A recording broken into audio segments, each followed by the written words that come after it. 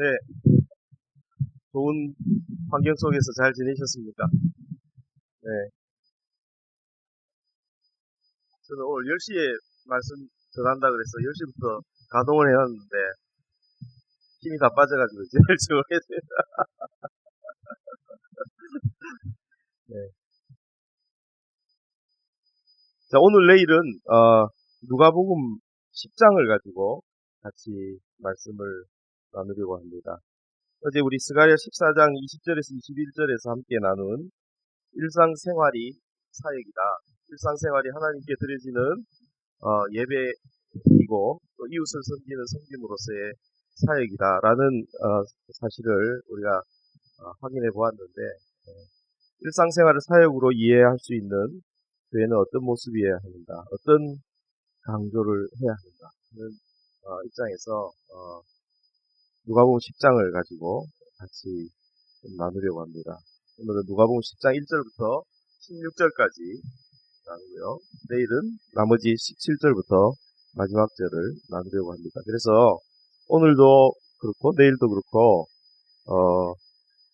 본문을 누가복음 10장을 전체를 다 읽으려고 합니다.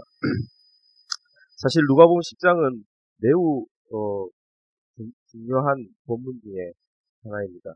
오늘 저와 함께 나누려는 일상생활을 사역으로 이해하는 교회를 선교적 교회라고 그렇게 이야기를 하는데 이 선교적 교회 혹은 미셔널 처치에 관련하여서 뭐 여러 가지 주요한 본문들이 있지만 그 중에 대표적으로 주요한 본문이 누가복음 10장이기 때문에 그렇습니다. 그래서 어떤 미셔널 처치를 이렇게 이제 세미나도 하고 가르치시는 분들은 모든 모임을 할 때마다 그 모임이 50번, 100번 넘어가더라도 매번 모일 때마다 누가복음 10장을 함께 읽고 그날 누가복음 10장을 통해서 느끼고 또 하나님께서 주시는 말씀들을 서로 나누고 또 모임을 시작하는 그런 경우들도 제가 보았습니다. 근데 그때마다 새로운 어떤 성찰과 나눔이 있는 것을 보면서 누가복음 10장의 가치를 저도 깨달았는데요. 저도 여러분에게 성육신하기 위해서 표준 세번역을 찾아왔습니다. 누가복음 10장 교독하겠습니다.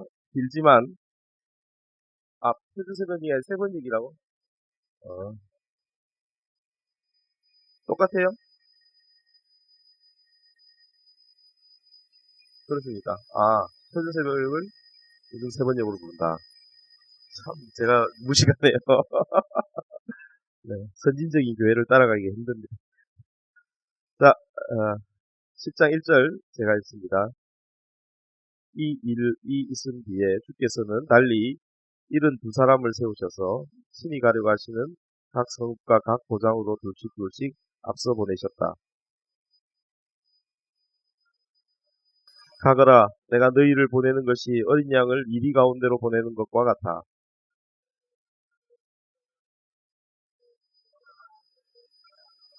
어느 집에 들어가든지 먼저 이 집에 평화가 있기를 빕니다 하고 말하여라. 너희는 한 집에 머물러 있으면서 거기에서 주는 것을 먹고 마셔라.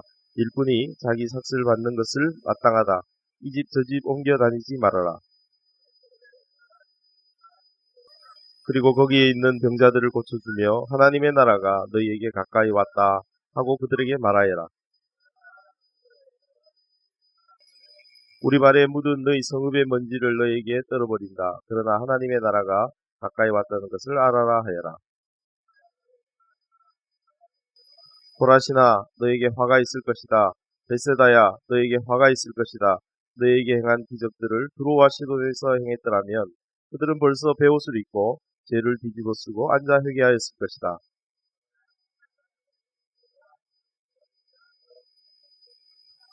가브나움아 네가 하늘에까지 치솟을 세리냐 지옥에까지 떨어질 것이다.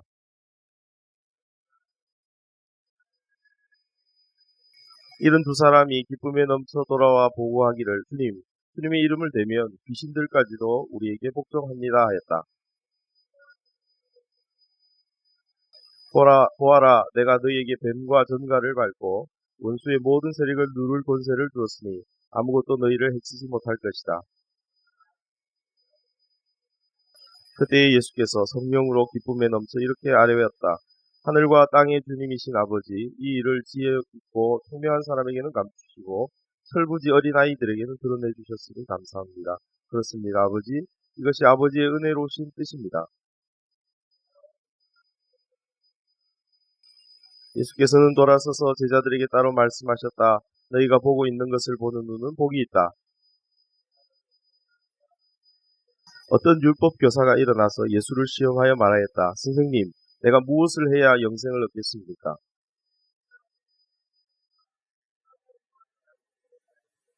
그가 대답하였다. 네 마음을 다하고 네 목숨을 다하고 네 힘을 다하고 네 뜻을 다하여 주 너의 하나님을 사랑하여라 하였고 또 네 이웃을 네 몸같이 사랑하여라 하였습니다.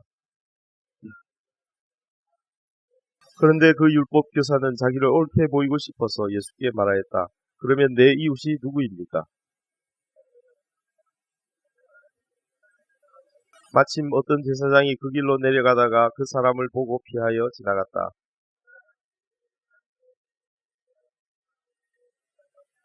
그러나 어떤 사마리아 사람은 길을 가다가 그 사람이 있는 곳에 이르러 그를 보고 측은한 마음이 들어서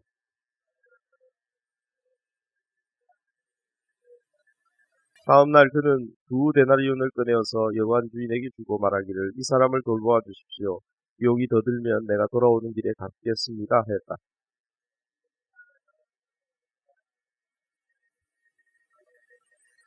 그가 대답하였다. 그에게 자비를 베푼 사람입니다. 예수께서 그에게 말씀하셨다. 가서 너도 그와 같이 하여라. 이 여자에게 마리아라고 하는 동생이 있었는데 마리아는 주의 발 곁에 앉아서 말씀을 듣고 있었다. 그러나 주께서는 마르다에게 대답하셨다. 마르다야, 마르다야, 너는 많은 일로 염려하며 들떠있다.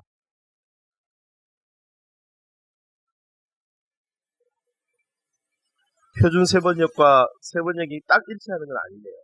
보니까 조금 다르네요. 많은 걸 배웁니다. 진정성 있는 공동체, 그리스도인의 공동체는 에클레시아와 디아스포라가 함께 나타나는 곳이어야 합니다. 어제 제가 조금 이야기 드렸죠. 너무 한쪽만 치우고 한편만 강조하게 되면 교회로서의 진정성을 잃어버리게 되어 있습니다. 저는 건강한 교회에 대한 담론이 최근에 주변에서 많이 일어나고 있고, 최근의 일은 아니에요.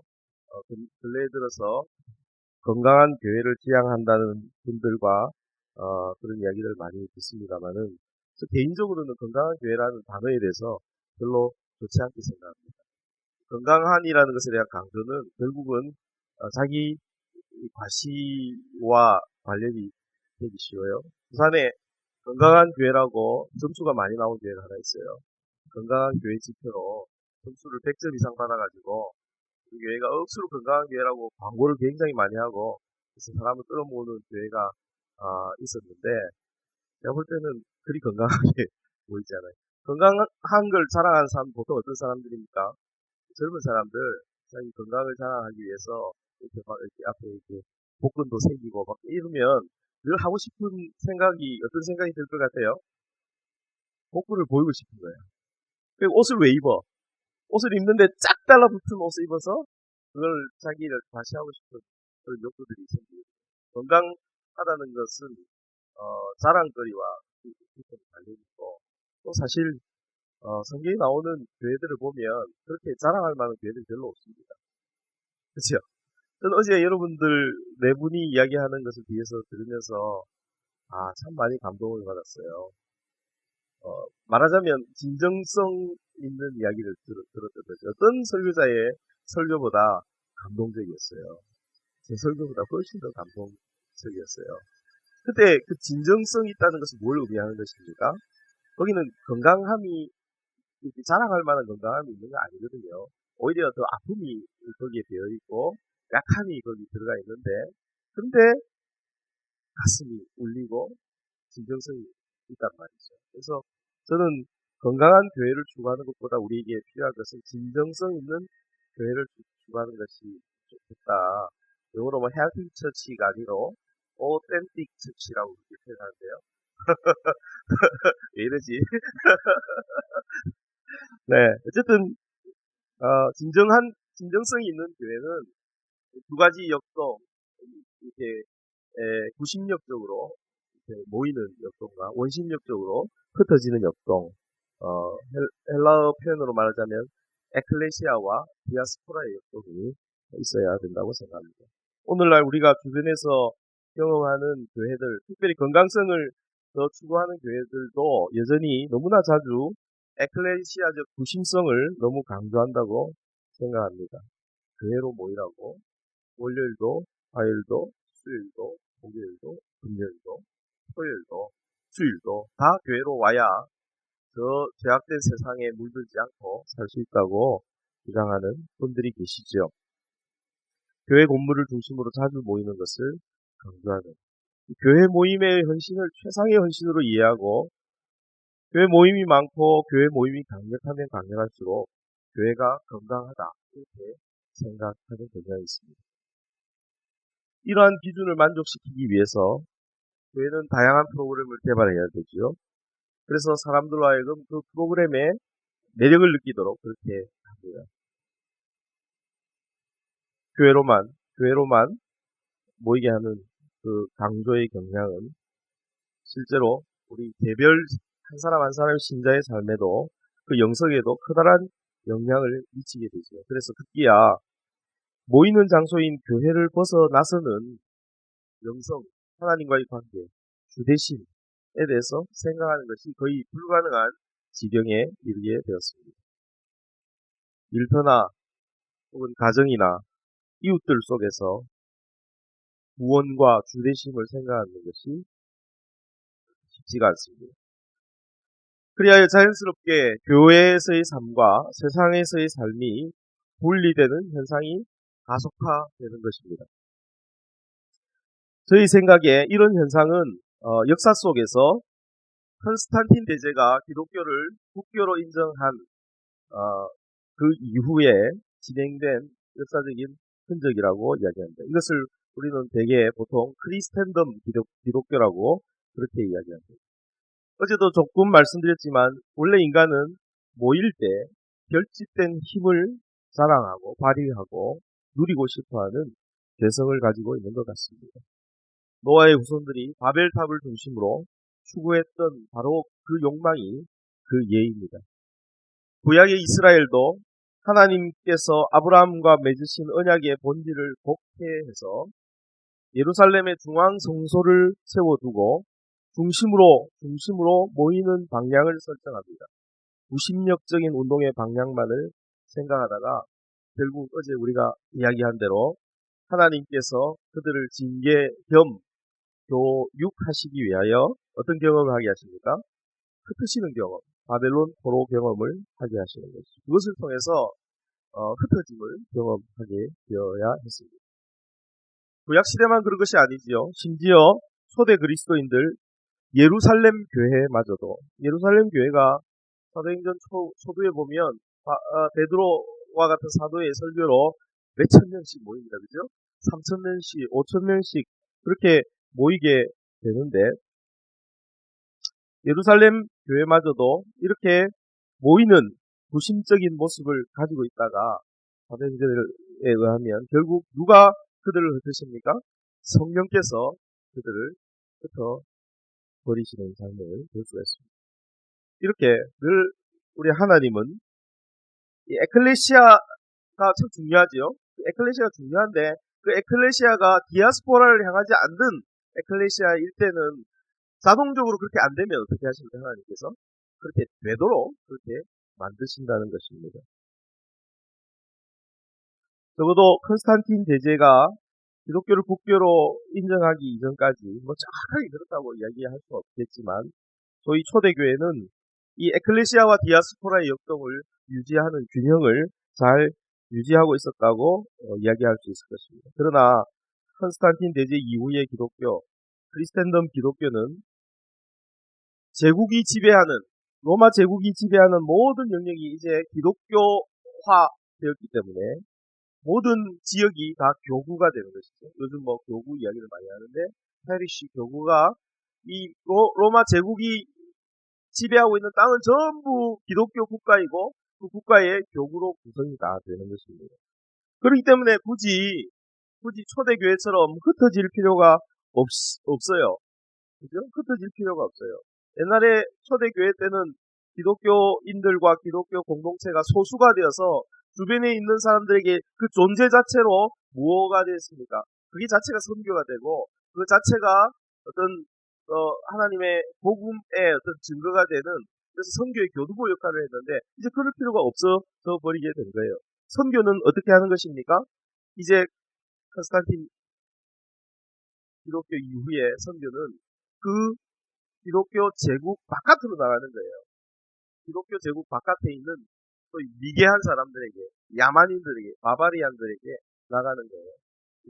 그래서 기독교 제국 안에서는 선교라는 걸 생각할 필요가 없어요. 그래서 어떤 선교학자는 미션이 없어지고 같은 M으로 시작되는 메인테넌스, 유지하는 것이, 교회를 유지하는 것이 주된 교회의 목적이 되었다고 그렇게 이야기를 합니다. 교구를 관리하는 일에 점점 교회는 초점을 맞추게 되었던 것입니다. 이런 상황 속에서도 그나마 해외 선교에 대한 강조가 언제나 이런 크리스텐덤 기독교의 한계를 조금이라도 극복하는 통로가 되어 왔습니다. 그래서 교회사를 훑어볼 때 부흥 운동이 일어날 때는 반드시 교회는 자기 자신에게만 초점을 맞추지 않고 오히려 교회는 밖에 대한 관심을 가지고 부심적인 생각보다는 원심적인 생각을 하게 될 때였다는 사실은 우연이 아닌 것이죠. 문제는 이런 해외 선교에 대한 관심마저도 여전히 크리스텐덤의 문제가 극복된 것이 아니었기 때문에 선교 운동은 오히려 나중에 더 큰 문제를 낳기도 하게 됩니다. 크리스텐덤 운동은 항상 컨스탄틴 대제가 이렇게 왕으로서 국교를 인정했기 때문에 기독교가 이제 뭘 얻게 되는 거예요? 파워를 얻게 될 것이거든요. 파워와 결부된 기독교, 힘과 권력과 결부된 복음. 이것이 해외 선교란 이름으로 퍼지게 될 때 결국 대선교 운동이 일어났던 때는 식민주의와 결부될 때였고요.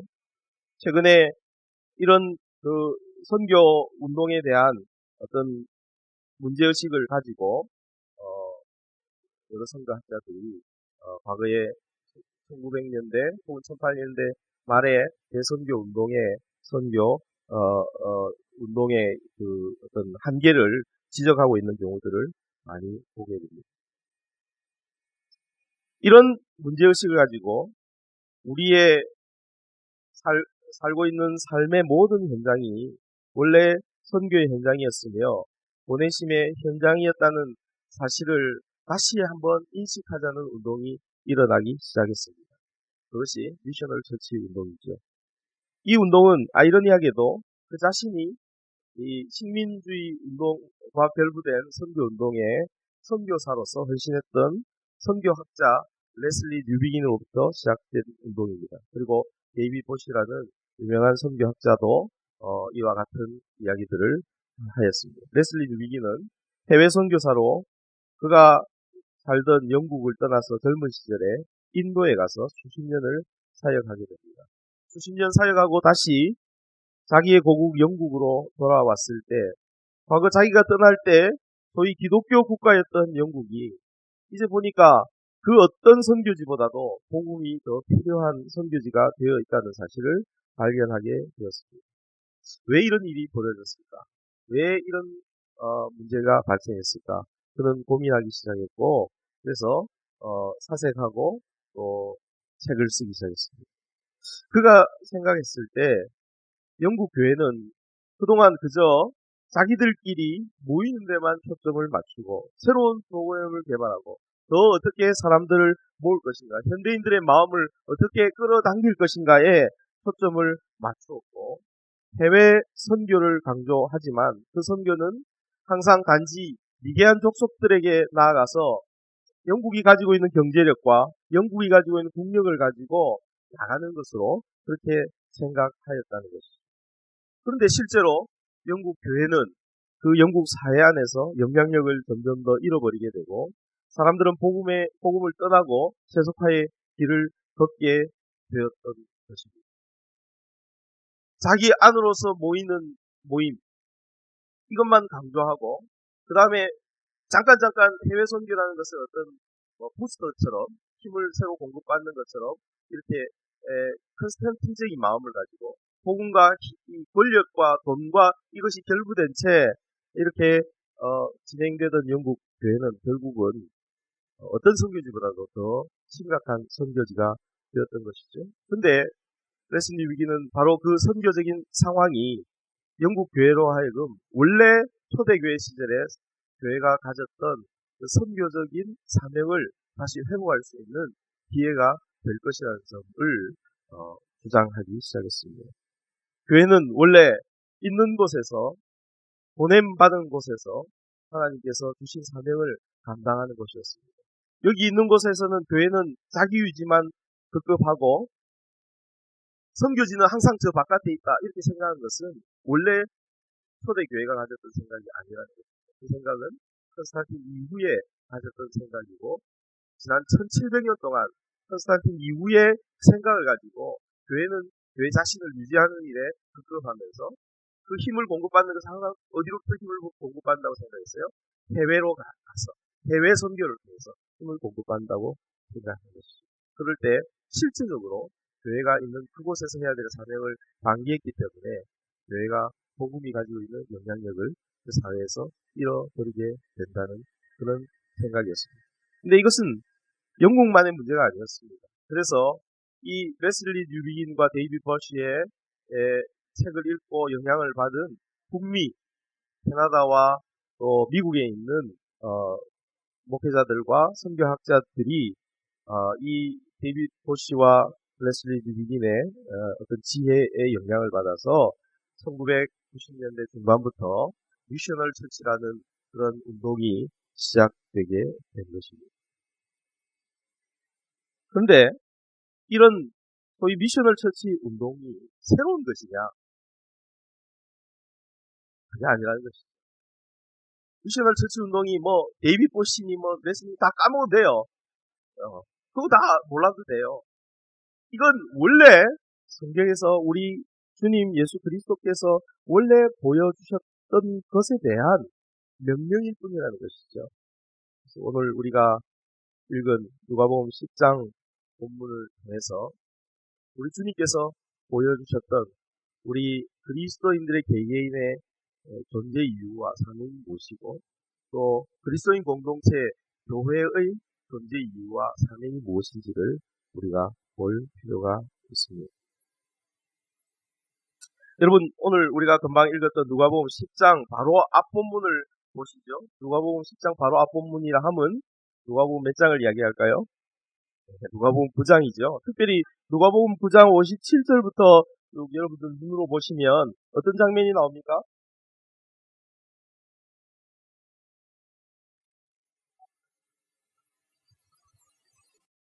어떤 본문이죠? 어떤 내용이에요?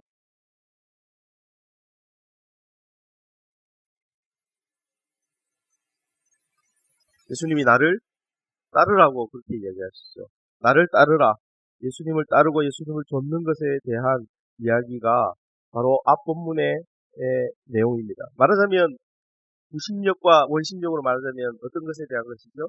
구심력적인 모으는 따르라고 이야기하시는 그런 장면이라면 오늘 우리가 읽은 누가복음 10장 1절부터 예수님을 따르려고 모였던 70명을 혹은 다른 번역에는 72명을 예수님께서 어떻게 하시는 것입니까? 보내시는 것에 대한 본문입니다. 그래서 오늘 단어들을 반복되는 단어들을 보시면 특별히 1절부터 3절까지 어떤 단어가 사용되고 있습니까?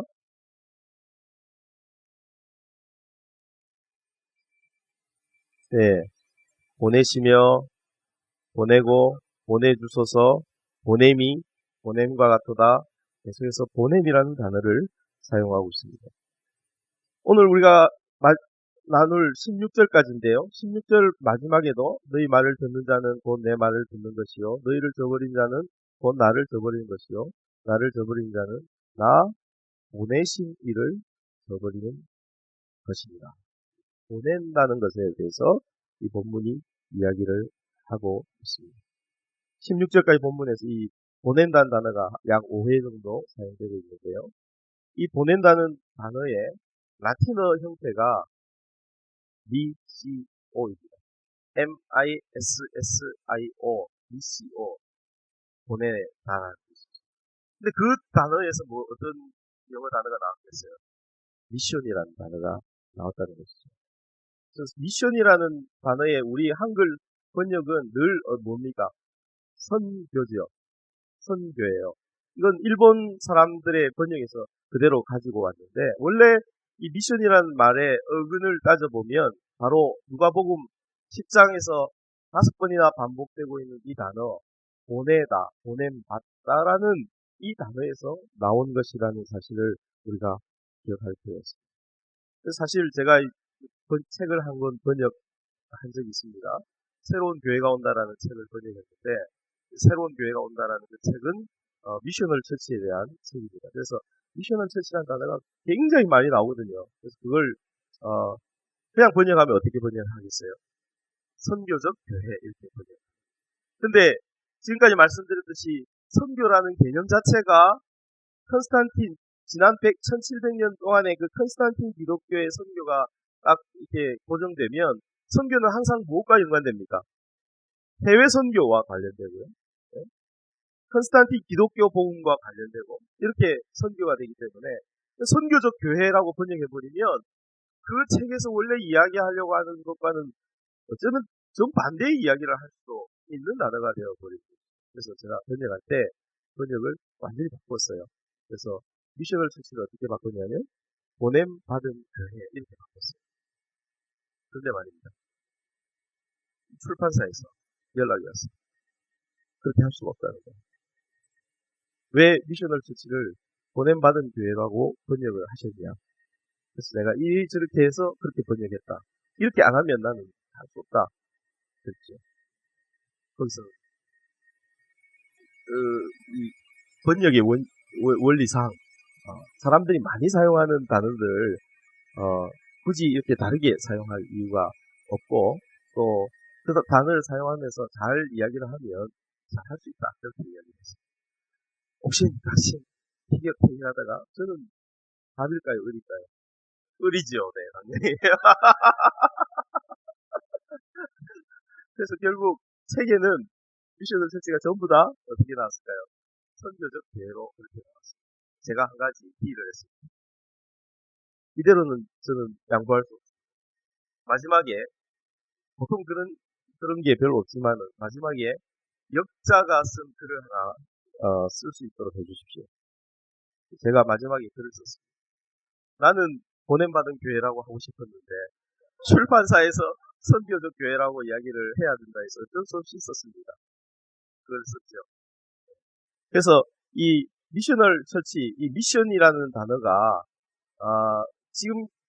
지금까지 우리가 가졌던 어떤 해외 선교와 결부된 어떤 선교라는 단어로만 생각하지 말고 어쩌면 선교라는 단어 자체를 우리가 다시 재구성을 할 필요가 있다는 것이죠. 어떤 단어로 보냄받다라는 단어로 보냄받음이라는 단어로 재구성할 필요가 있다는 것입니다.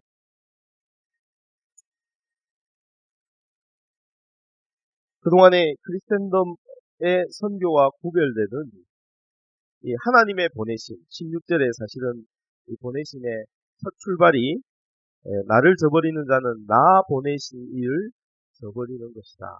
이 하나님의 보내심에 초점을 맞출 필요가 있다는 것입니다. 한번 이 누가복음 10장 본문과 함께 매우 중요한 본문인 요한복음 17장을 한번 해보실까요? 몇 번이라도 이 본문을 제가 여러분과 같이 다시 읽고 할 것입니다만은 요한복음 17장 18절부터 21절까지 요한복음 17장 18절부터 21절까지. 누가 여러분의 새 번역으로 큰 소리로 한번 읽어주십시오.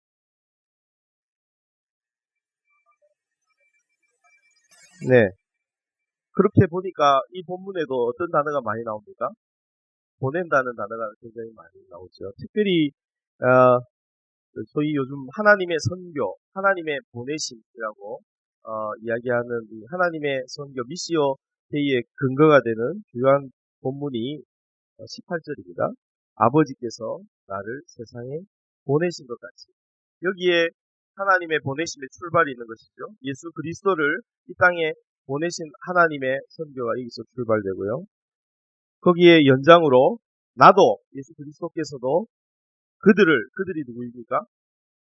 예수님의 제자 공동체를 세상에 보낸다라는 이 보내심. 이게 하나님의 선교이고 하나님의 보내심의 역동인 것입니다.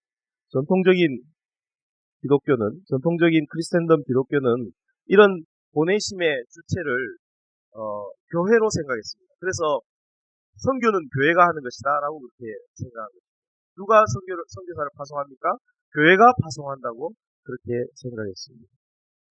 근데 교회가 늘 이 선교의 주체라고 생각할 때, 교회는 선교를, 교회를 강화시키고 교회를 유지하기 위한 수단으로 생각했습니다. 그래서 1980년대, 90년대 한국 교회도 엄청난 선교 운동이 일어날 때, 과거 한국 교회의 부흥의 운동의 어떤 타개책으로서 해외 선교에 대한 관심을 기울인 적도 있습니다. 그러나 선교는 교회의 여러 가지 유지 수단이나 교회의 여러 가지 프로그램 중에 한 프로그램이 될 수가 없는 것이죠. 오늘 우리가 보는 것처럼, 그리고 성경이 우리에게 이야기하는 것처럼 이 하나님의 보내심은 사실은 기독교 복음의 본질이고 교회의 본질인 것입니다. 하나님이 세상을 이처럼 사랑하사 독생자를 주셨으니, 이게 우리가 갖고 있는 복음의 핵심이면 핵심이라고 이야기할 수 있는 요한복음 3장 16절 아닙니까? 하나님이 세상을 이처럼 사랑하사 독생자를 보내셨다, 주셨다.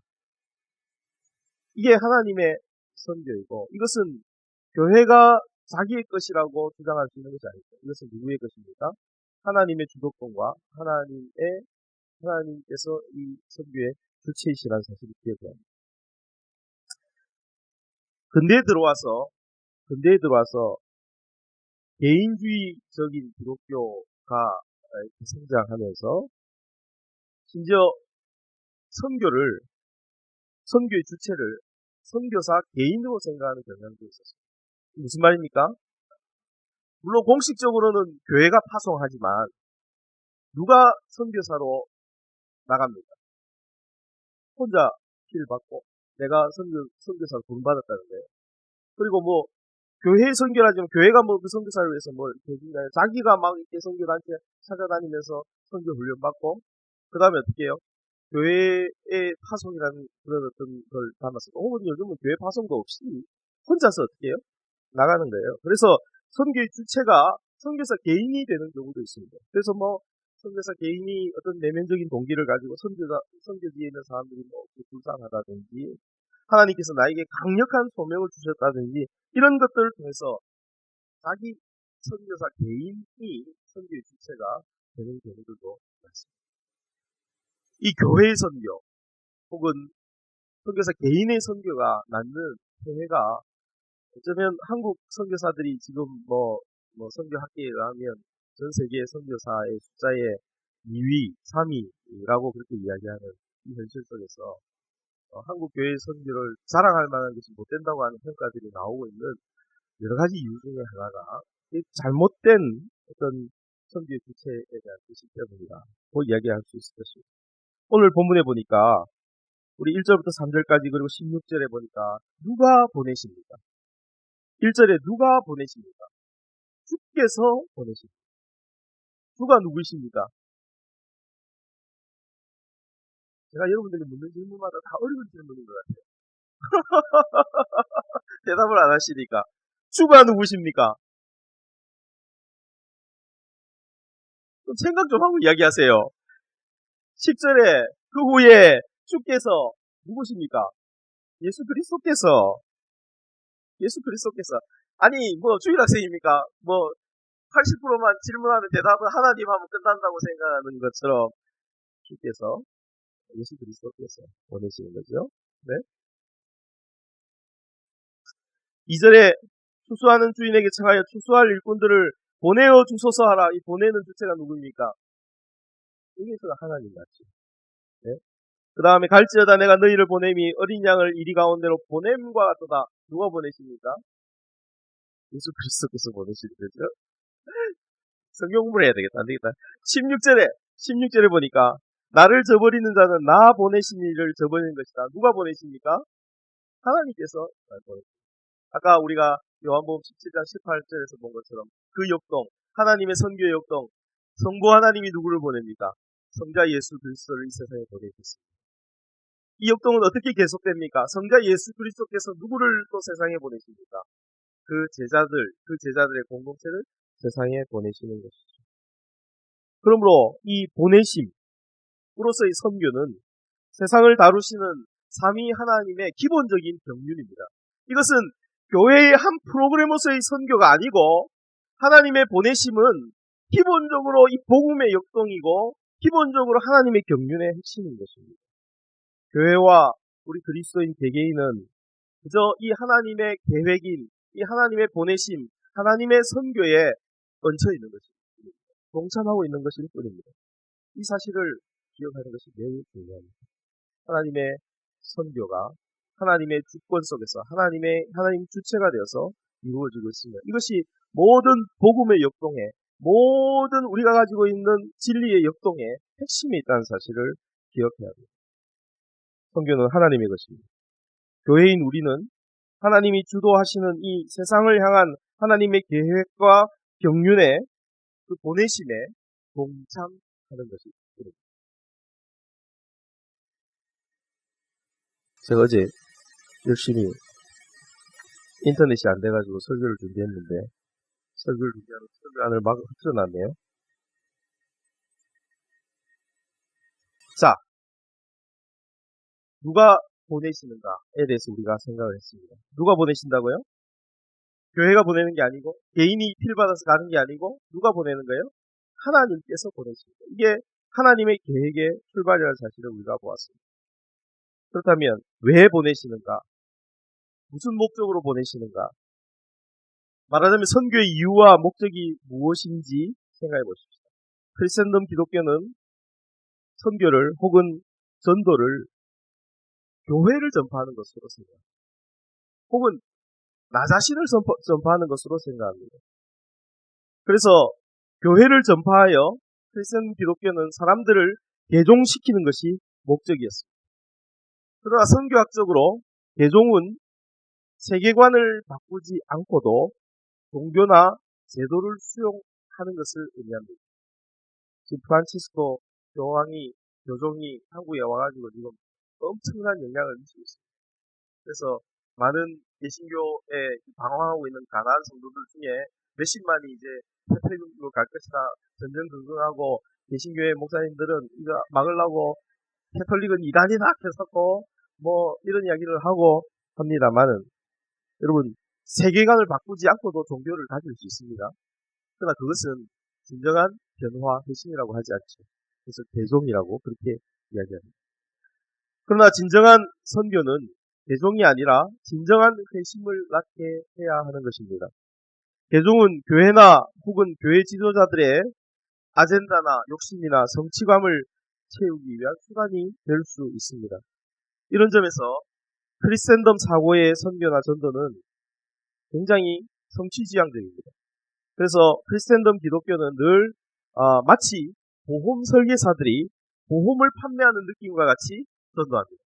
그죠? 보험 설계사들이 딱 이렇게 아이패드나 이런 데다가 막 이렇게 멋지게 프레젠테이션 준비해가지고 가가지고 막 정신없이 설득하면 얼빠진 사람들은 그냥 거기 들어가는 거잖아요.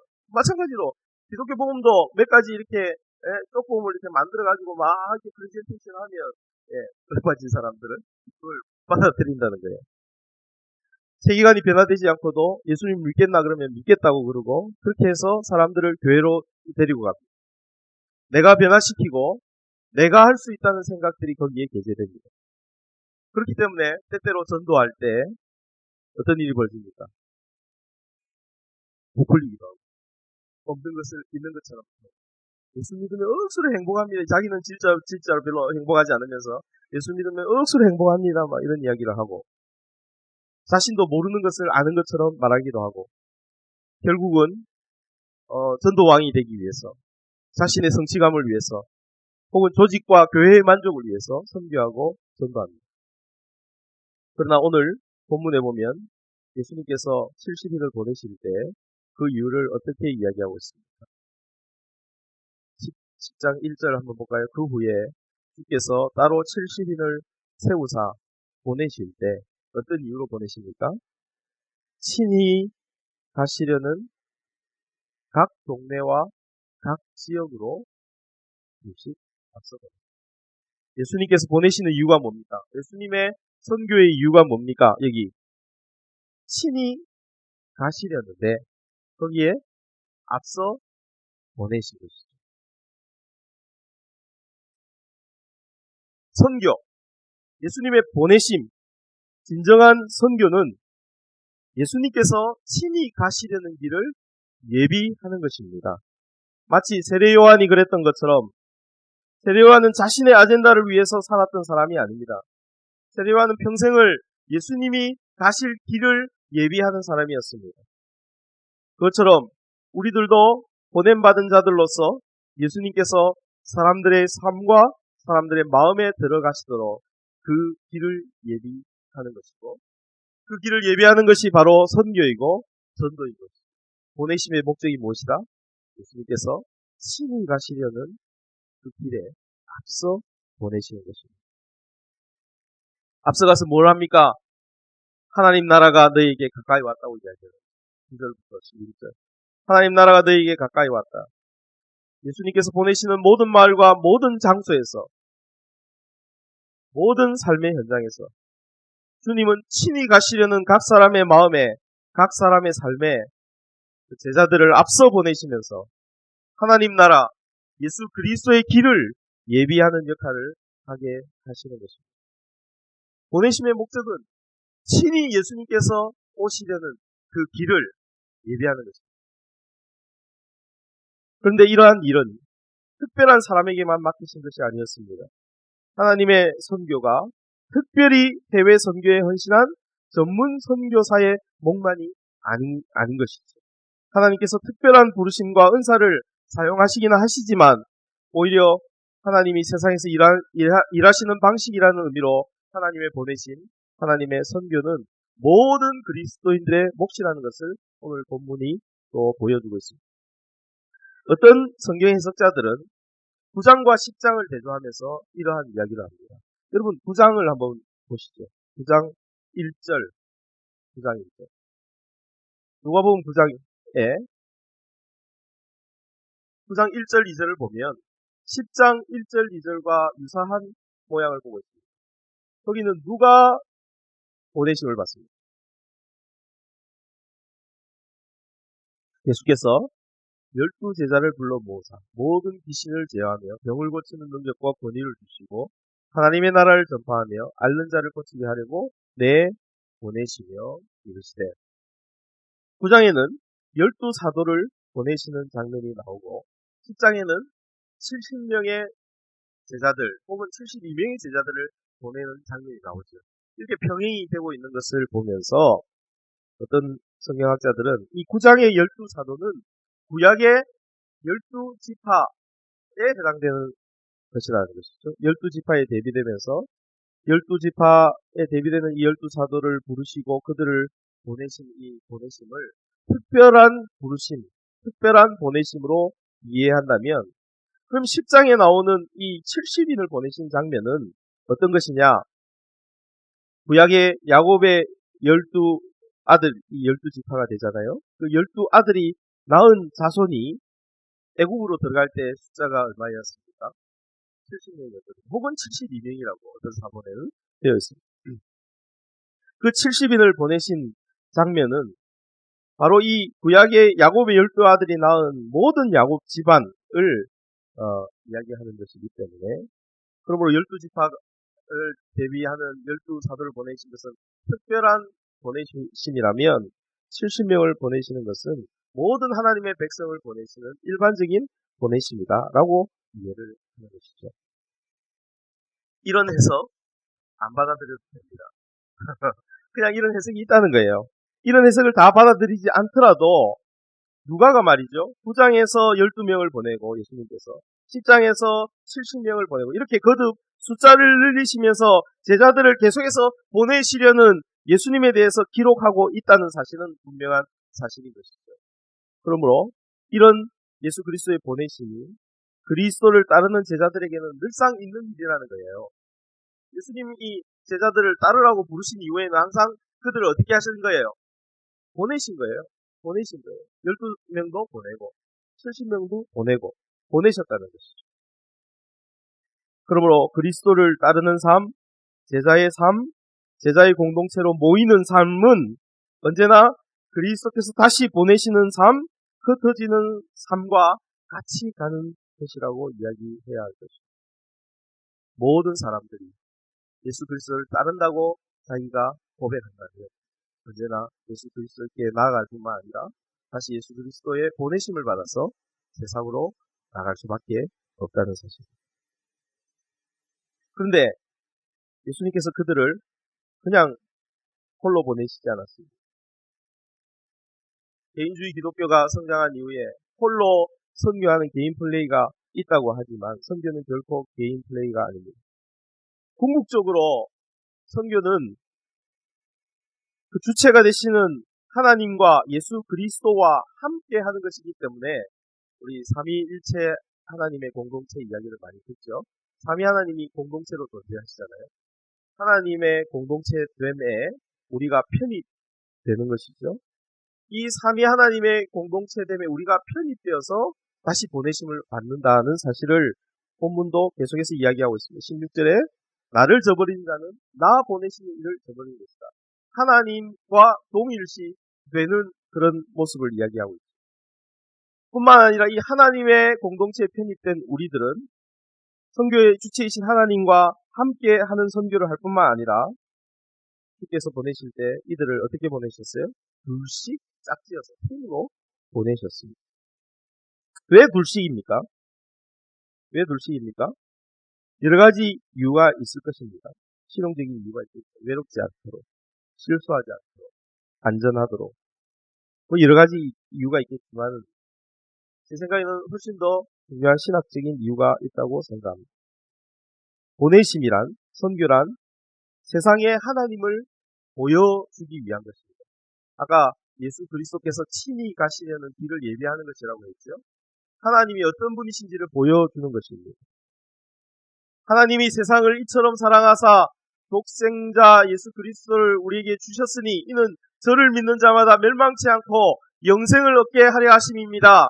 이 그리스도의 이 복음, 하나님의 복음, 성경의 복음을 우리는 언어로 전해야 이 복음이 전해진다고 생각합니다. 그러나 아까 우리가 읽었던 요한복음 한번 다시 보실까요? 요한복음 17장 21절 다 같이 한번 요한복음 17장 21절을 한번 읽겠습니다. 시작. 아직 못 찾았거든요. 검색의 능력이 아직 많이 부족하시고. 자, 시작.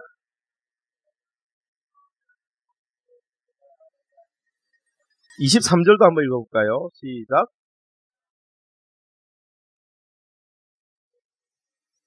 네, 여기 보니까 세상이 아버지께서 나를 보내신 것을 믿게 하여 주옵소서 했는데 어떤 방식으로 믿게 하여 주옵소서라고 이야기합니다.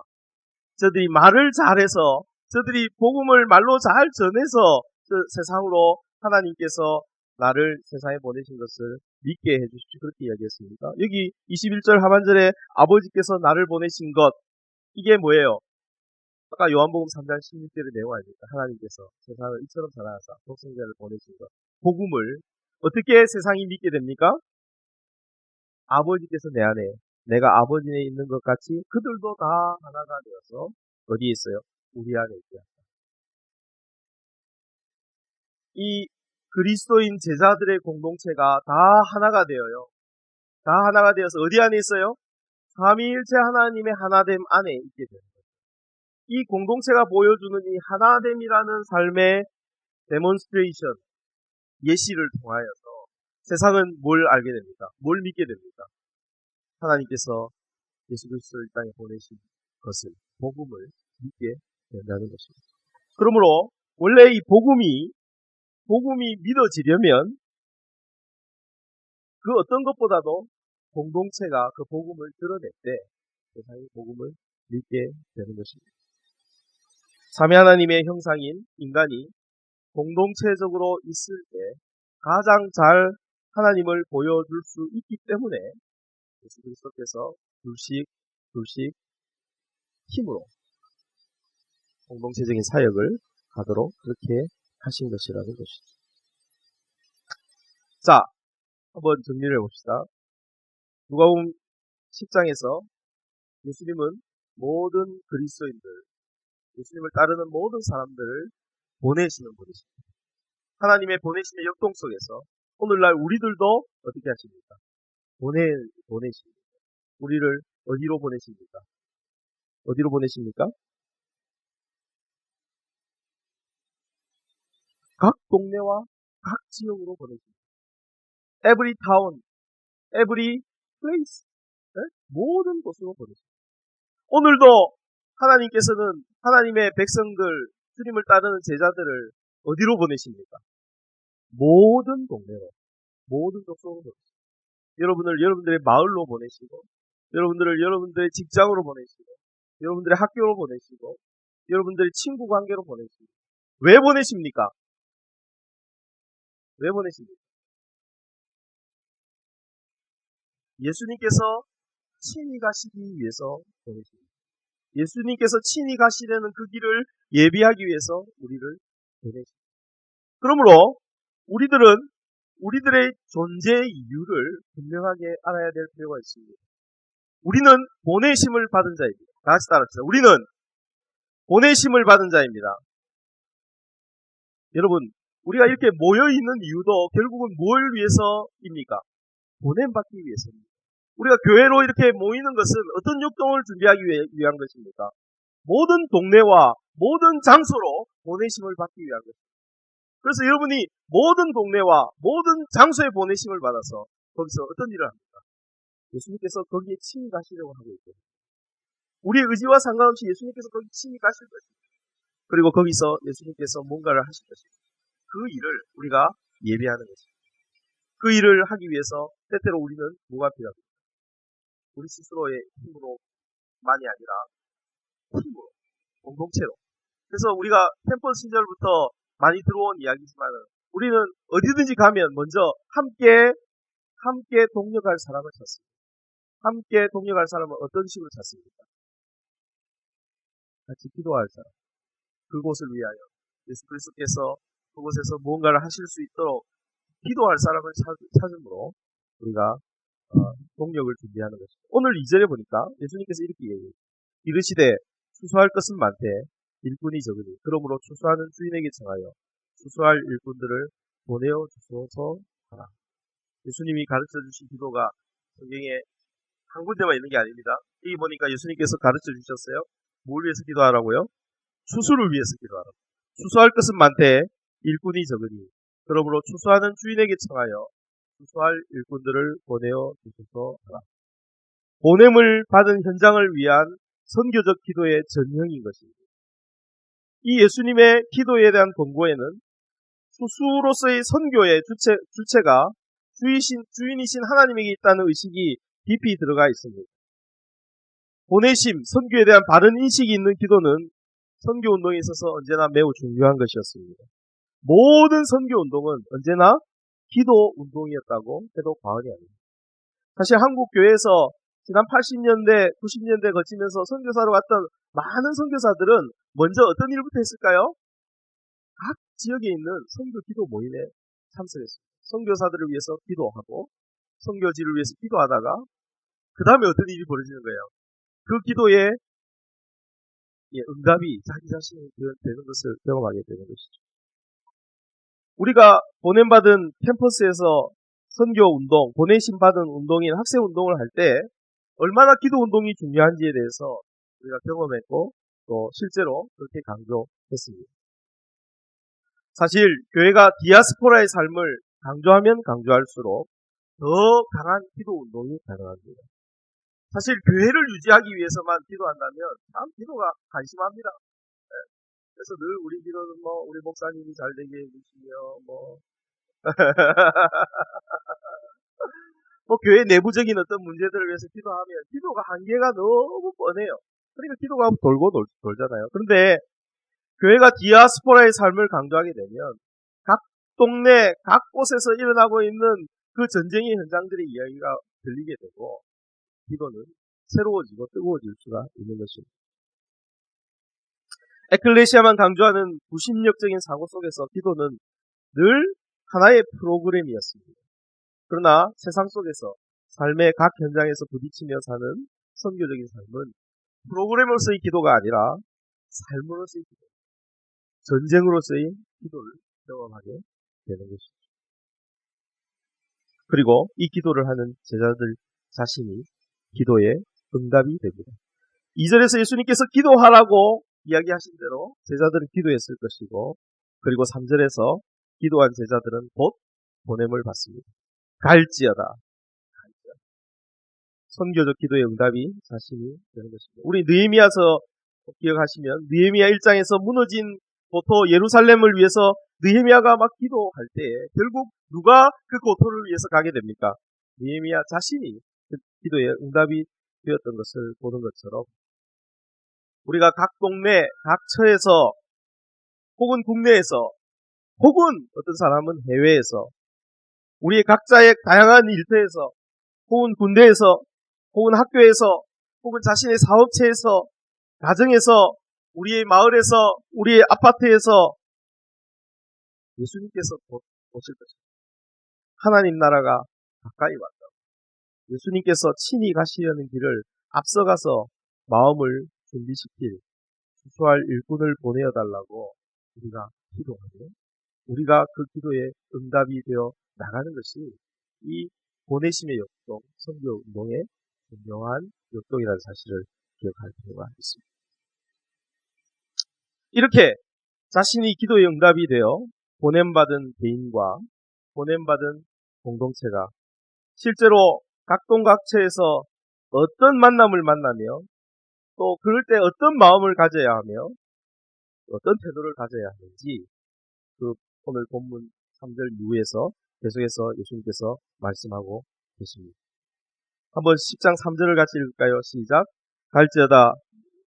여러분들 착각했어요. 여러분들 읽으세요. 시작.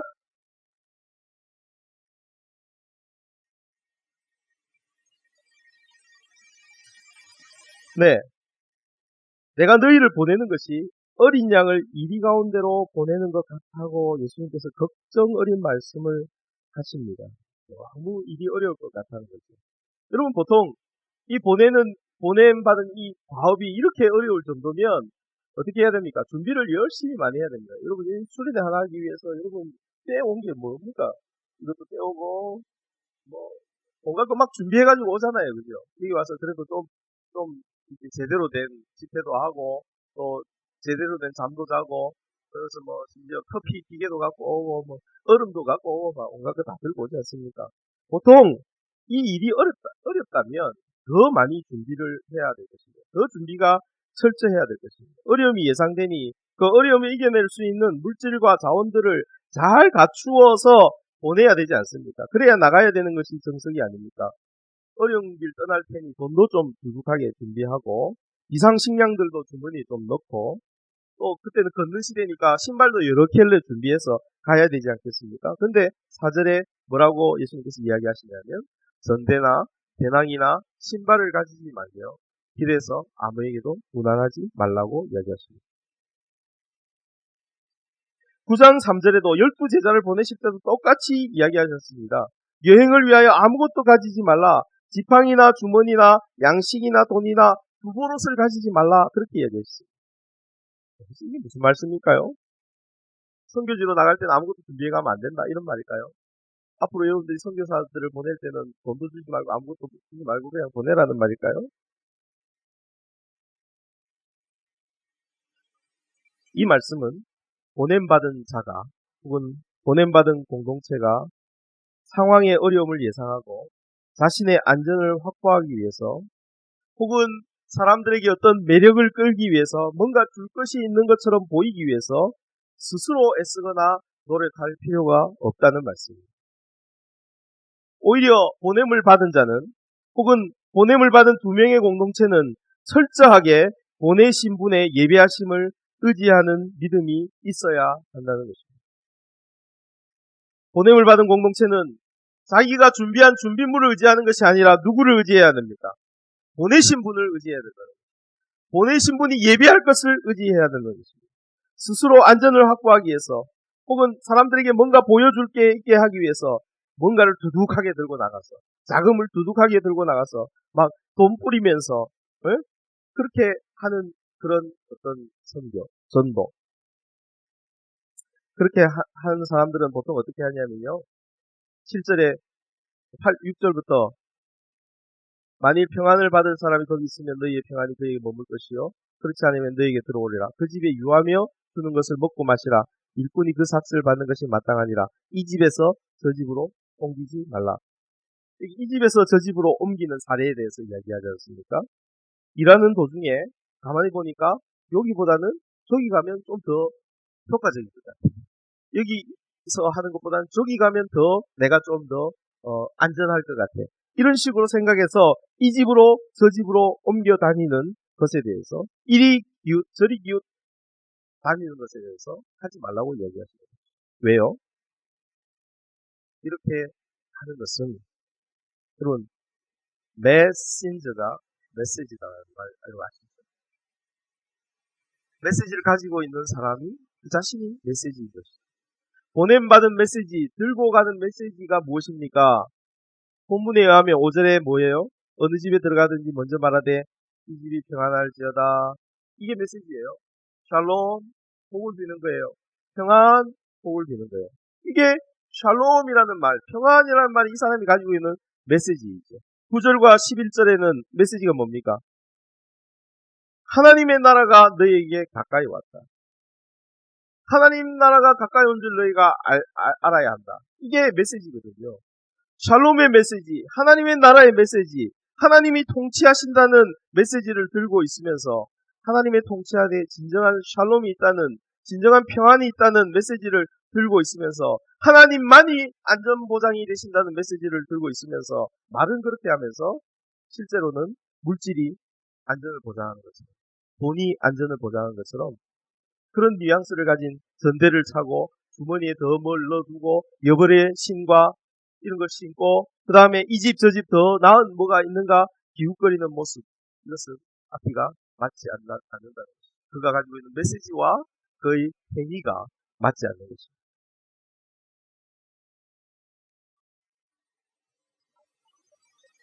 오늘도 크리스천덤 기독교의 영향 속에 있는 교회들은 보냄받은 곳에서 해야 될 사명을 착각하는 경우가 많습니다. 오늘도 교회가 어떤 곳에 보냄을 받아서 개척하기 시작할 때 쉬운 일이 아니죠. 마치 예수님께서 말씀하신 것처럼 어린 양을 이 가운데 보낸 것 같은 그런 일. 적은 수의 사람, 기본적으로 두세 사람이 나가서 교회를 개척하는 일은 정말 어려운 일입니다. 그래서 주변에 제 친구 목사들을 보면 교회 개척에 있어서 중요한 어떤 요건들이 있다고 생각합니다. 주로 이것을 ABC로 표현하는데요. A가 뭘까요?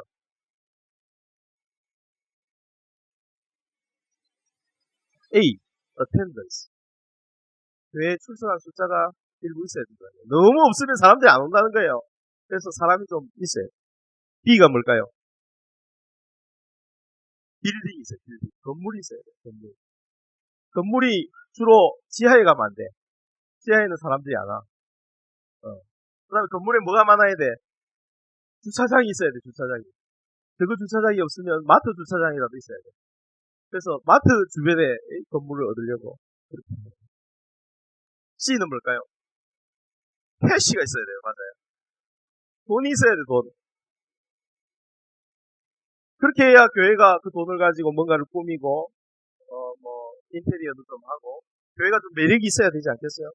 그래야 교회가 개척이 되고, 교회가 부흥하게 된다고 생각합니다.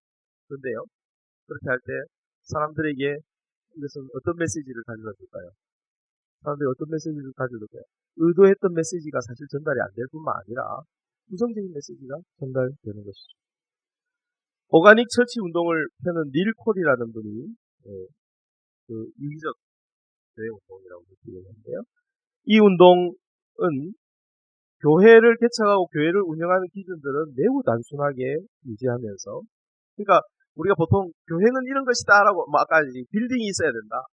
교회는 뭐가 있어야 된다. 이런 것들을 굉장히 단순하게 하고 대신에 제자도의 기준을 높여야 된다고 주장하는 것이 오가닉 처치입니다.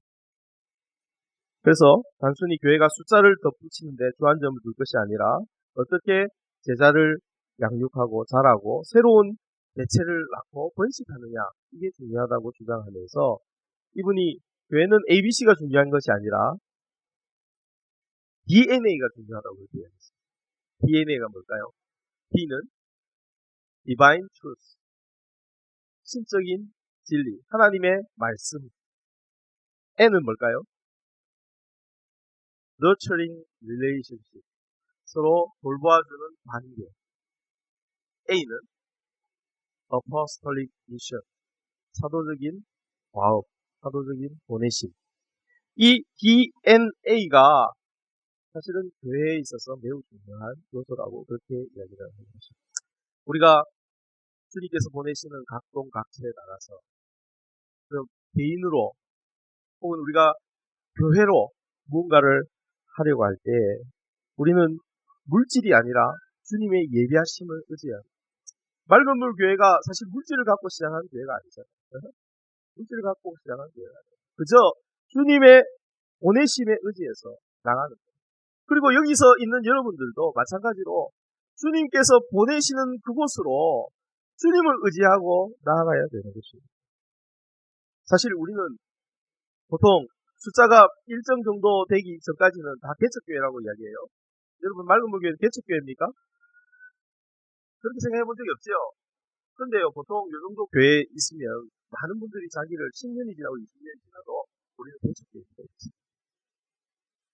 근데 하나님의 보내심, 하나님의 선교 역동을 아는, 복음을 제대로 아는 사람들이라면 교회는 개척교회가 아니라 개척하는 교회가 됩니다. 그죠? 그 성도들을 각동각처에 그 일터에 그의 삶의 자리에 보내는 개척하는 교회이고, 그리고 실제로 공동체로 떼어내어서 세상으로 다른 지역으로 교회를 개척하는 교회가 되어야 돼요. 그때 물질이 있어서 개척하는 게 아니에요. 뭐 가지고 있는 게 있어서 매력적인 뭐가 있어서 개척하는 게 아니에요. 그저 주께서 보내시니까 주님을 의지하여 가는 것이죠. 우리가 들고 나갈 것은 돈도 아니고 전대도 아니고 신발도 아니고 어떤 주머니 속에 무엇도 아니고 오직 복음의 메시지, 생동하는 그 DNA만을 들고 나가는 것입니다.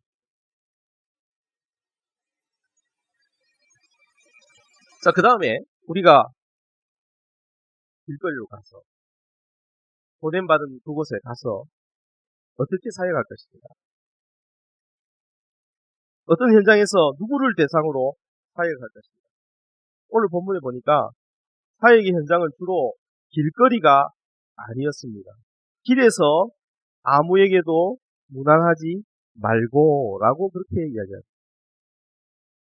사절에 길에서 아무에게도 무난하지 말고, 대신에 어떻게 하라고 이야기합니까? 어느 집에 들어가든지 먼저 말하되 이 집이 평안할지어다. 그렇게 이야기합니다.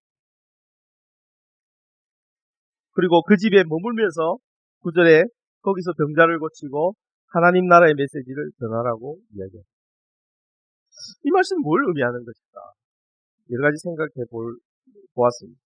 정확한 의미를 잘 알기는 힘듭니다. 그러나 미루어 생각해 본다면 길에서 아무 사람들에게도 무난한다라는 이 말이 어떤 행위를 말할까요?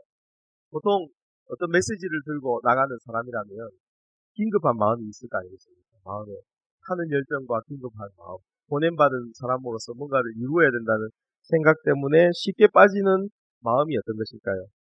다수의 사람들에게 전하고 싶은 그런 마음들이 있더라는 말이죠. 추수할 것이 많다고 그랬으니까 이 보냄받은 임무에 중차대함을 생각해 볼 때 일단 사람들이 많이 다니는 길에서 대중을 향해서 접근하는 게 좋겠다. 부산대학교 앞에 서가지고 사거리에, 부산은행 사거리에 서가지고 그렇게 막 이야기하는 것이 전략적으로 보일 수 있습니다. 그러나 우리 주님의 전략은 좀 달랐어요. 주님의 전략은 그런 방식이 아니었습니다. 주님의 전략은 어떤 전략이었습니까? 두 사람의 낯선 사람이 어떤 동네에 나타났습니다. 두 사람의 낯선 사람이 어떤 동네에 나타났을 때 어떤 사람들은 새로운 사람이 나타나면 거부감을 나타내기도 하고 그러나 그 중에 어떤 사람들은 이 두 사람의 낯선 사람들을 받아들일 수 있는 그런 긍휼한 마음을 가진 사람이 있다. 그 한 사람의 집을 중심으로 이 선교의 사역, 개척의 사역이 시작된다고 예수님께서 말씀하셨습니다. 일단 두 사람이 한 집을 방문합니다. 거기서 인사합니다. 샬롬, 평화, 평안 이렇게 이야기합니다. 그때 그 마음이 준비되어 있거나 언제나 낯선 사람들을 받아들일 따뜻함이 있는 사람이 그 집에 있으면 실제로 옛날에 뭐 거지 순례나 전도 이런 걸 가보면 시골 사람들은 낯선 사람들을 이렇게 요즘 우리 도시 사람들이 견디하는 것은 그렇게 견디하지 않고 낯선 사람들이 오면 받아들이고 밥도 먹이고 막 그렇게 하시더라고요. 지금도 2000년 전에 이런 사람들이 있었을 거예요. 샬롬하고 들어갔어요. 낯선 일을 받아들일 따뜻한 마음이 있는 사람이에요. 그가 그 집에 있으면 말로 전한 샬롬이 그 집에 복음의 샬롬으로 또 들어가기 시작한다는 것이죠. 먼저 들어가면 뭐부터 하겠습니까? 음료수라도 한잔 하실래요? 쪄놓은 감자라도 내놓고 먹으면서 이야기가 시작될 것입니다. 같이 먹고 나누는 가운데 아무것도 들고 가지 않은 이 사람은 뭐 줄 것도 없어요. 그냥 얻어먹을 뿐이죠. 얻어먹고 뭘 이야기합니까? 샬롬에 대해서 이야기합니다. 하나님 나라에 대해서 이야기합니다. 예수 그리스도에 대해서 이야기하는 것이죠. 복음에 대해서 이야기하는 것이죠. 그리하여 그 동네에서 거기서부터 교회가 시작되는 것입니다. 두 사람이 갔어요. 그리고 복음을 듣는 한 사람이 있어요. 마태복음 18장 20절에 말씀입니다. 두세 사람이 내 이름으로 모인 것은 나도 그들 중에 있느니라. 가장 작은 교회의 다리는 두세 사람이에요. 이 두세 사람부터 교회가 시작되는 것이죠. 그러므로 예수님의 전략은 다수를 대상으로 하지 않고 영향력 있고 성품이 준비된 소수의 사람으로 역사가 시작된다, 개척이 시작된다, 선교가 시작된다고 그렇게 이야기하고 있는 것으로 받아들일 수 있을 것 같습니다. 마이클 프로스트와 알란 헐시가 쓴 새로운 교회가 온다라는 책에 이런 내용이 들어있습니다. 새로운 교회 운동을 하려면 어떻게 해야 하나 몇 가지 제안을 하는 중에 한 챕터가 한 단락이 이런 제목의 챕터입니다. 평화의 사람들을 발견하라. 평화의 사람들을 발견하라. 마이클 프로스트와 알란 헐시는 그 책에서 이렇게 얘기합니다. 사람들은 뭔가 교회를 개척하고 뭔가 가서 선교를 시작할 때 먼저 홍보부터 하려고 한다는 거예요. 인쇄 매체를 찍는다든지 아니면 전자 매체를 한다든지 페이스북 페이지를 만든다든지 근사한 홍보를 한다든지 아니면 건물을 근사하게 짓고 거기에 근사한 프로그램을 제공함으로써 이게 하려면 다 뭐가 들어가요? 네, 돈이 들어가요. 엄청난 캐시가 들어가는 거예요. 엄청난 예산을 써서 시작하는 교회 개척을 전통적인 방식이 되겠습니다. 오늘도요. 오늘날도 신학교에서 졸업한 사람들이 엄청 많거든요. 그 사람들이 이제 갈 데가 없어요. 갈 데가 없어갖고 교회 개척하는데 한번 저를 찾아오신 나이가 40 넘은 그 전도사님이 개척을 하시겠다. 어떻게 개척을 하시려고 하냐? 일단 자기 집을 팔아야 된다. 왜? 홀을 얻어야 됩니다. 홀을 얻기 위해서 자기 집을 판다는 거예요. 그래서 홀을 얻어갖고 인테리어를 잘 하려고 하겠죠.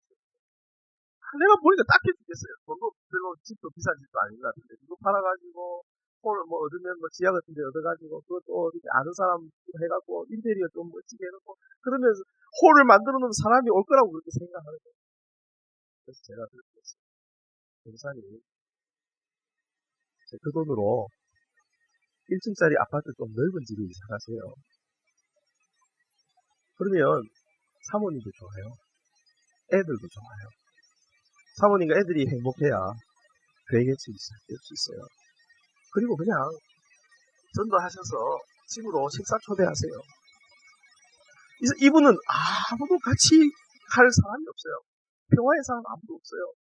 그냥 혼자서 자기 아내와 아이 데리고 설교하면서 시작하겠다는 거예요. 어떻게? 집 팔아서 홀 얻어서. 많은 분들이 이런 식으로 생각하고 있어요.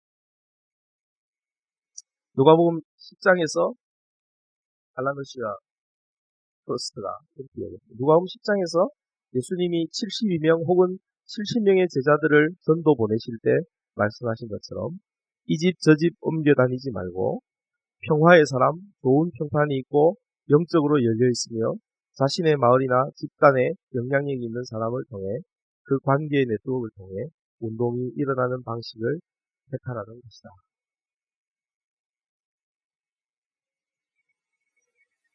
우리가 각자의 삶의 자리에서 보내심을 받았어. 그 보내심 받은 자리에서 우리가 가장 먼저 해야 할 중요한 일은 어떤 것입니까? 사람을 찾는 것입니다. 평화의 사람을 찾는 것입니다. 평화의 사람, 평화의 집을 발견하는 것이 중요한 것입니다. 거기서부터 새로운 선교, 새로운 개척, 새로운 추수, 새로운 교회 역사가 시작될 수 있는 것입니다. 그러므로 여러분 직장에 가서 먼저 여러분 직장에 보내심 받은 그곳에서 예수님이 친히 가시려는 그 일을 얘기하려면 먼저 누굴 찾아야 됩니다. 평화의 사람, 마음이 열리는 사람, 한 사람을 찾아야 됩니다. 그 사람과 대화하고 그 사람과 이야기하면서 그 사람과 하나님께서 이 직장, 이 보내심 받은 곳에서 하나님이 뭘 원하실지, 이미 하나님께서 여기서 하고 있는 일이 어떤 것인지, 어떤 하나님의 일에, 하나님의 선교에 우리가 같이 공동체로 참여할 것인지 이야기하는 것으로 거기서 선교가 시작되는 것입니다. 국내에서 우리가 살고 있는 직장에서 우리가 살고 있는 일터에서 그 일을 해본 사람이 그 사람이 하나님께서 해외로 보내시면 해외에 가서 그 일을 할 수 있는 거예요.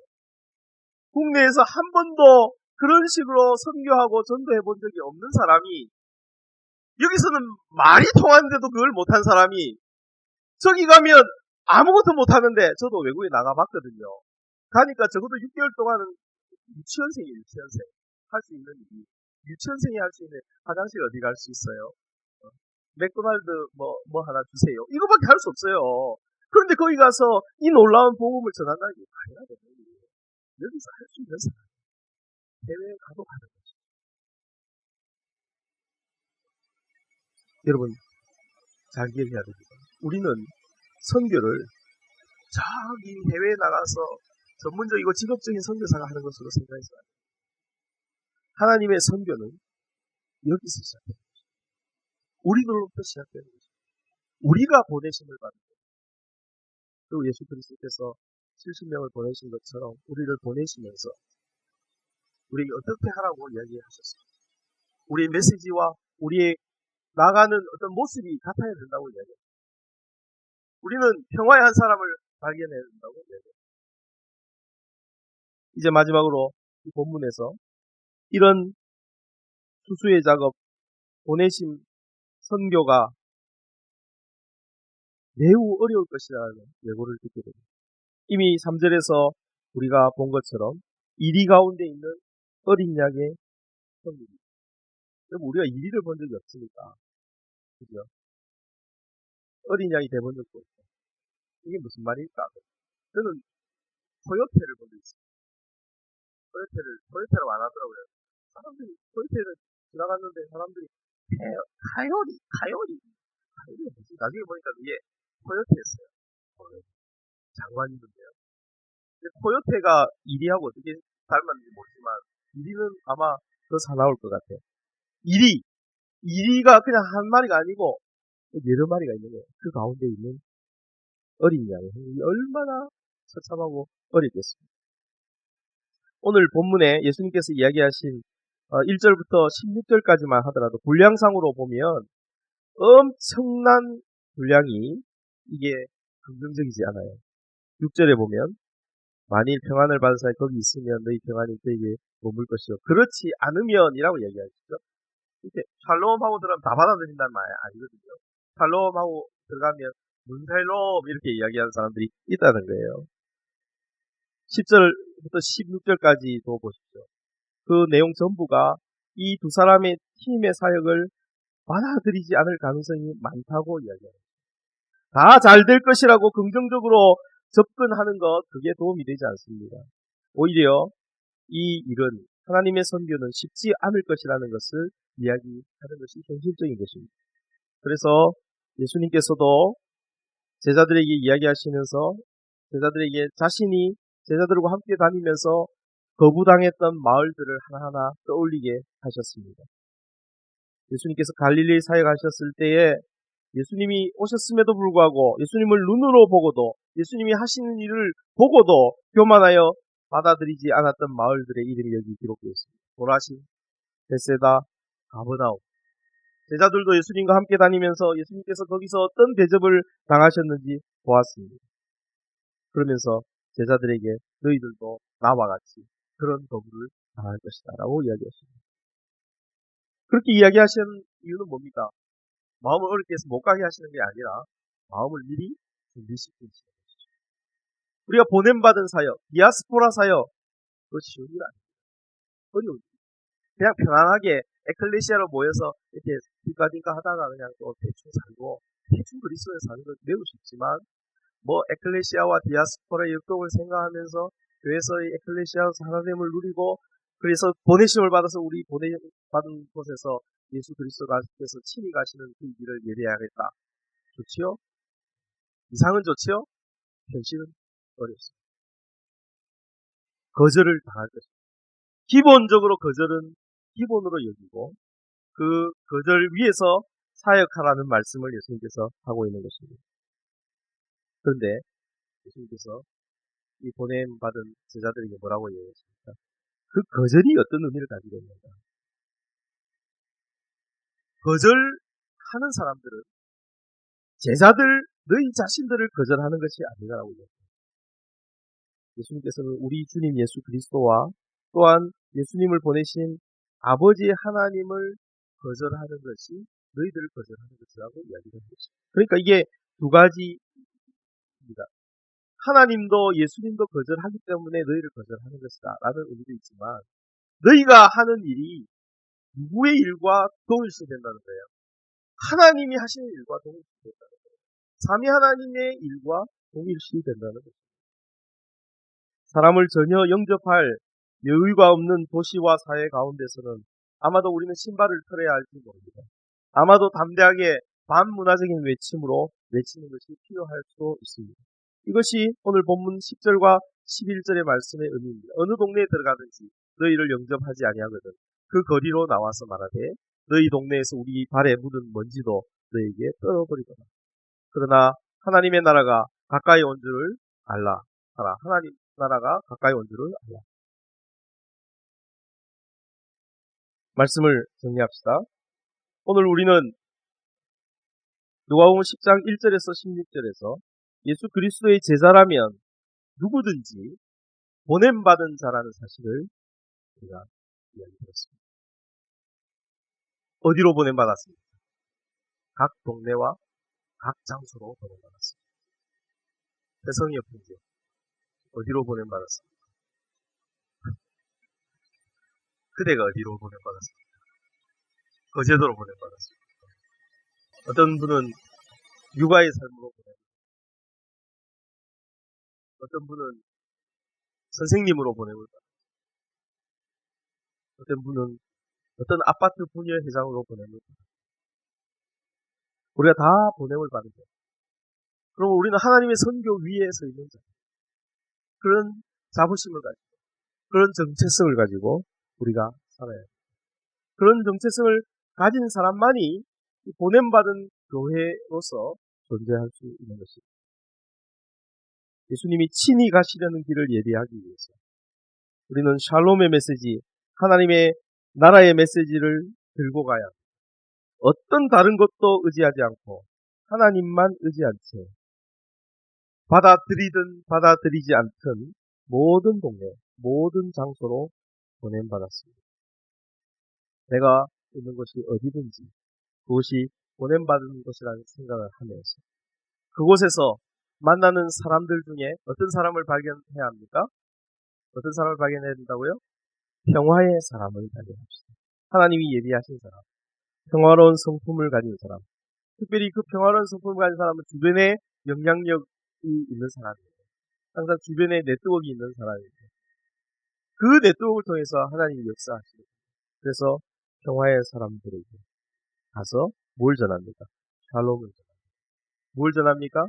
이 주제에 있는 것처럼 맨날 하나님 나라를 전하는 것입니다. 하나님 나라를 이야기하는 일로 우리는 보냄받았습니다. 우리가 둘씩 보냄받았다는 것은 이 보냄받은 일이 개인적으로 이루어지는 일이라기보다는 공동체로 이루어져야 한다는 것을 암시합니다.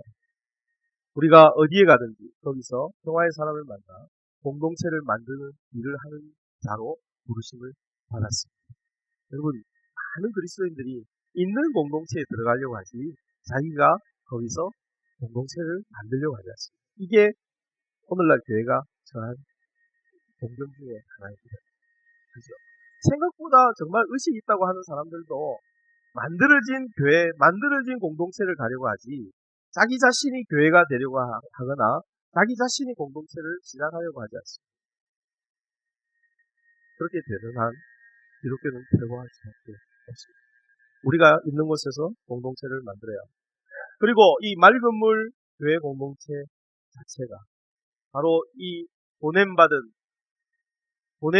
공동체, 선교적 공동체가 되어야 합니다. 그래야 이 맑은 물 공동체가 선교적 공동체로서 개별 성도들이 각 동네, 각 처소에서 보냄받은 의식을 가질 수 있도록 했고, 또 가능하면 뭔가 둘씩의 공동체를 만들어서 맑은 물 공동체가 있는 그곳에서 그 지역에서 어떤 사역들을 감당할 수 있어야 하는 것이죠. 이 보냄받은 정체성, 보냄받은 개인, 그리고 보냄받은 구원의 공동체가 우리가 늘 유념해야 될 이 교회 공동체의 정체성이라는 사실을 기억해야 합니다. 우리 개인도 보냄받았고, 우리 교회도 보냄받은 교회라는 사실을 기억할 때 하나님께서 이 개인과 이 공동체를 사용하셔서 하나님 태초로부터 지금까지 하시고 계시는 그 경륜, 그 일을 이루어 가실 것입니다. 하나님의 경륜은 하나님의 선교입니다. 하나님이 그 아들을 이 땅에 보내시고 그 아들이 그 제자들을 이 세상에 보내시는 것입니다. 다 같이 일어나십시다. 어제처럼 우리가 잠깐 묵상하겠습니다.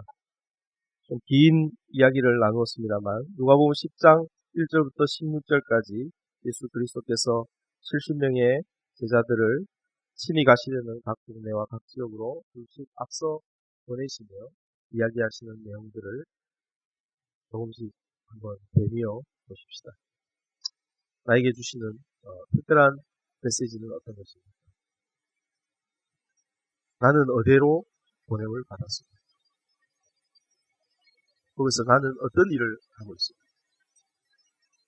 그래서 그저 생존하기를 홍보하고 그리고 다시 숨어 교회로 돌아오는 그 일을 반복하고 있습니까? 아니면 그것이 예수님께서 보내신 대로 평화의 사람을 만나고 거기서 뭔가 하나님의 선교에 동참하는 일들을 하고 있습니다. 우리 맑은 물 교회 공동체는 이런 선교적인 사람, 보냄받은 개인들을 양산하는 보냄받은 공동체